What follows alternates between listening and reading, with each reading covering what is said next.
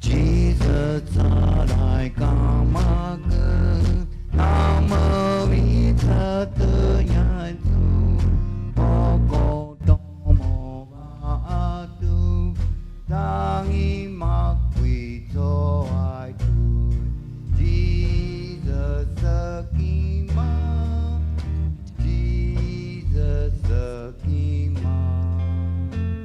Good afternoon. My name is Deborah Wright. I'm the director for the Comanche Nation Residential Youth Shelter.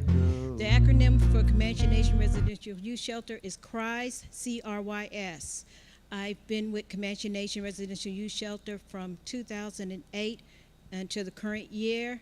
Before that, I was one of the original Comanche Nation Indian Child Welfare caseworker from 2002 to 2008 and transferred over into the children's shelter.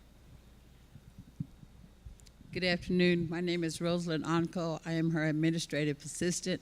I started in 2009 as the cook, came with my recipes, my cookbook, my resume. I was ready to go to work.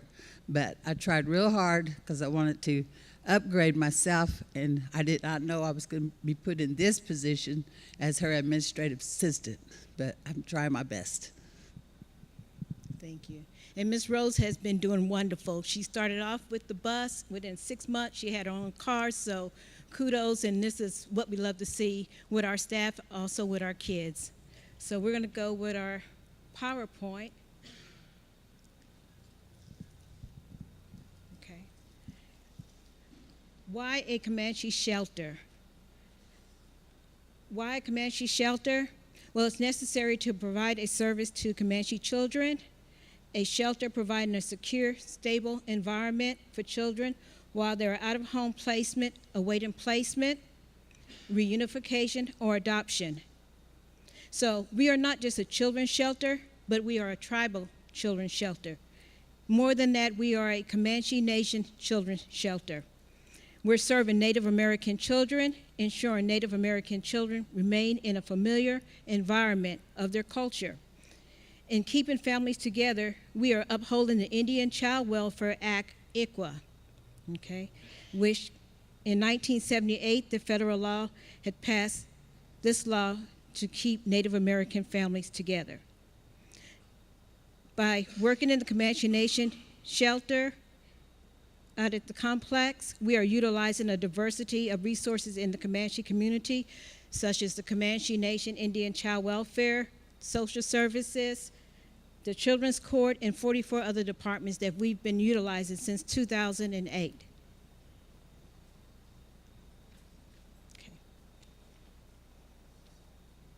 Next. Okay, the Comanche Resolution number 23-09 states, let me see if I can read this small print. This resolution is pursuant to purpose and policy of the Law Oklahoma Child Care Facilities Licensing Act 10 OS 401 through 410. The Comanche Nation will open and provide standards and to be licensed by the tribe as a children's residential youth shelter for tribal children to reside in while they are out of home placement and or awaiting to be placed in foster care. The foregoing resolution was adopted at a regular meeting of the Comanche Business Committee held on the 26th day of January 2009 at the Comanche Business Center, Lawton, Oklahoma, by a majority vote of 6 for 0 against and 1 abstaining, a quorum being present. So we established there was a need for a children's shelter. The next step was to develop a budget. Now, if you look at the budget from 2009, we were actually giving gaming money in the amount of $351,751 to start that shelter. We had 13 employees. We served 51 kids in the first year of operation. Other tribes, because we do service 7 other tribes in the community, we had 11 kids from different tribes, and we had 6 kids returning back. So if a child went into the system, they went back home for reunification and that fell through, that would be one of the numbers that would contribute to a child returning back into the system. So from 2009 to 2006, we went from 351,000 to 751 to $520,000. Okay. Our normal children's services that are served, we average anywhere about 90.5% kids per year that we're serving since we've been open from 2009. The cost of raising a child in Oklahoma, a child that's not in placement, is $27,058. A child that is in shelter is about $13,200 per year.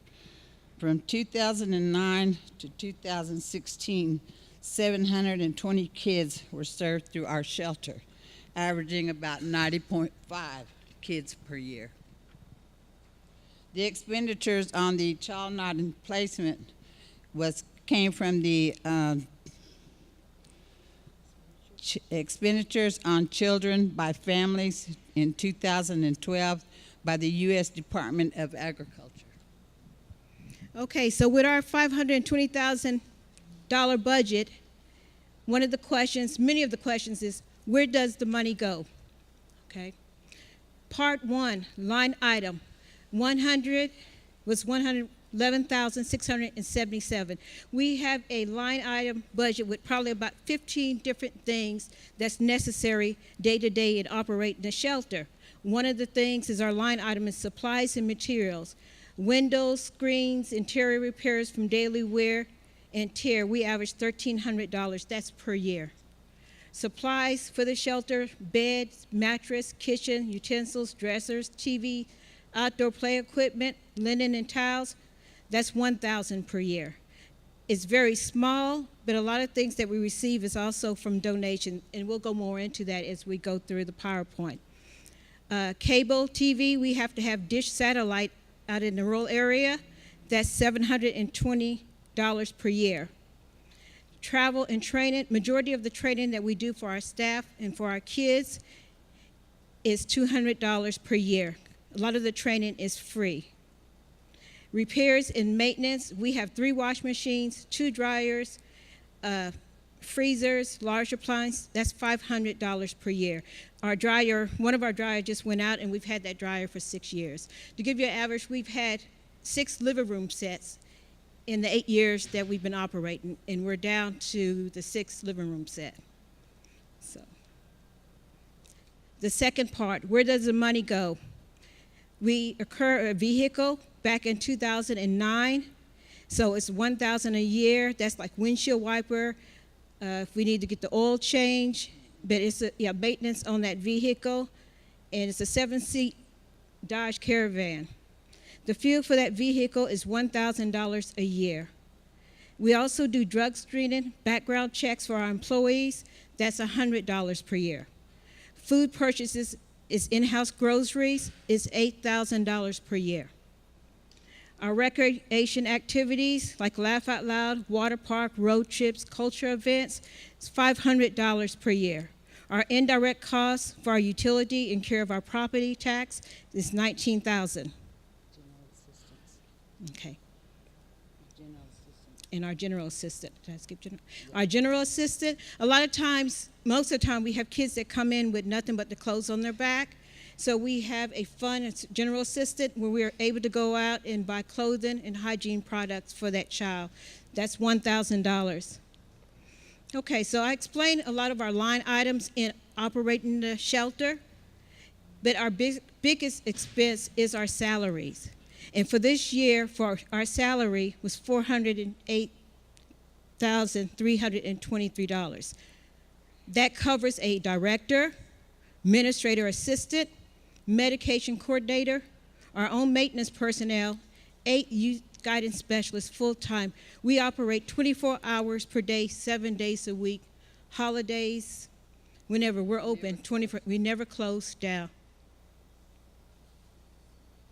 Some of the services that are provided for our children from 2009 to 2016 were doctor's appointments, dental appointments, which staff transported, counseling in-house and outpatients, cultural events within the community and surrounding areas daily, monthly, birthday outings, school activities, school sporting events and activities, church outings, surprise visits, and recreational outings. Our funding. Our primary funding is gaming, but as of last year, we received our first grant, which was a Victim of Crime Act vet, and that's paying for one staff. It was a $40,000 grant, and we look forward to receiving that grant again based on the numbers that we have and information that we've been submitting, which we'd know definitely in September. Comanche Nation Indian Child Welfare, we just recently started receiving payment for the care of Comanche kids in our shelter 6 months ago. The Bureau of Indian Affairs, which is our licensing agent, from 2016, we received $60,000 that paid for 2 of our employees.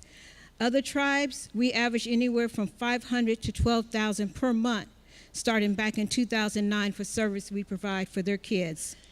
We've had several fundraisers since 2010. We also have private donors. One of the big things that Christ do is the hot dog diggity dog feed. We've been doing that since 2009. Everything from that hot dog feed is things that's donated. We started off with 200 hot dogs serving during the fair, and we're up to 6,000 hot dogs. And it's usually 3 people that actually work 3 days, 3 nights, Ms. Rose and myself and someone else, getting the hot dogs ready for the feed. So that's a really big event for us. That's it. And our prize mission statement. Prize mission statement. Thank you, ladies. Any questions, anybody? All right. I'm going to say one more thing. We have a big budget, and we do a lot with our kids, but nothing compares to having foster parents out there. We are willing, anyone needing an application, wanting to find out how to become a foster parent, you can contact ICW, you can contact us. We'd be more than glad to walk you through the system or even come out to do the walkthrough with the families and just be there, even volunteer. So we even have staff that have actually come out and actually worked with us to actually have the kids as foster kids care. I had a question.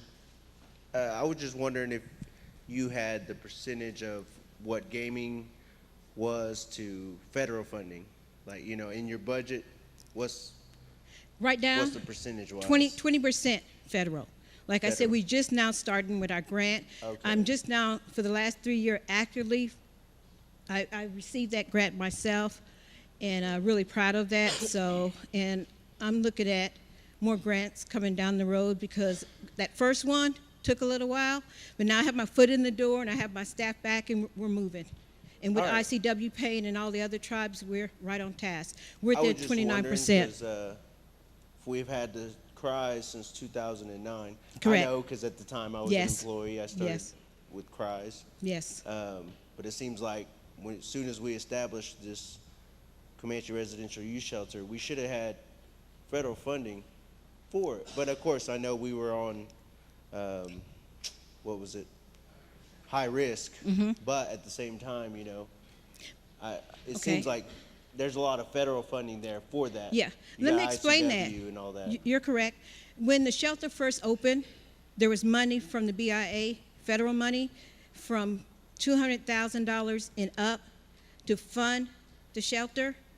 When the shelter first opened, when we got our line item, we actually saw money was already there. So we were not eligible to receive any money from the BIA, the licensure, until we got down to the point of zero. So there was actually 2 resolutions that I actually filed, probably from 2008 to 2011 for funding for the shelter. Okay, well, I just hope that in the future you Mm-hmm. would be able to match, let's say, what the women's shelter has done. Yes. They're 98% Yes. federal funding. So Yes. hopefully in the future we could get the same thing going for our Comanche kids because Yes. they deserve it. Yeah. Well, like they say, anybody that knows how to do these grants, we sure appreciate the help because Miss Deborah's the only one that knows how to do it right now. Yeah, and Yeah. And yeah. I mean,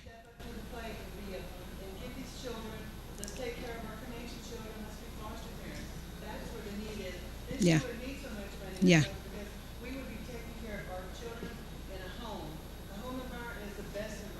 Yes. That's what we need. Yes. You know, we all were in that unfortunate situation of the baby we lost. You know, I'm sorry that happened, you know, but that baby, you know, we needed a foster family. If there was no immediate family, then we needed somebody in the tribe to step in and say, hey, I'm not related, but that's my tribe, and I'm gonna take care of, that's what our children need.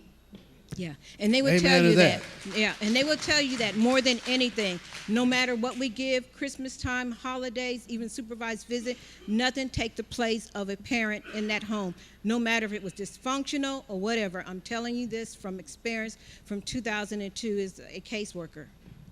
So, thank you.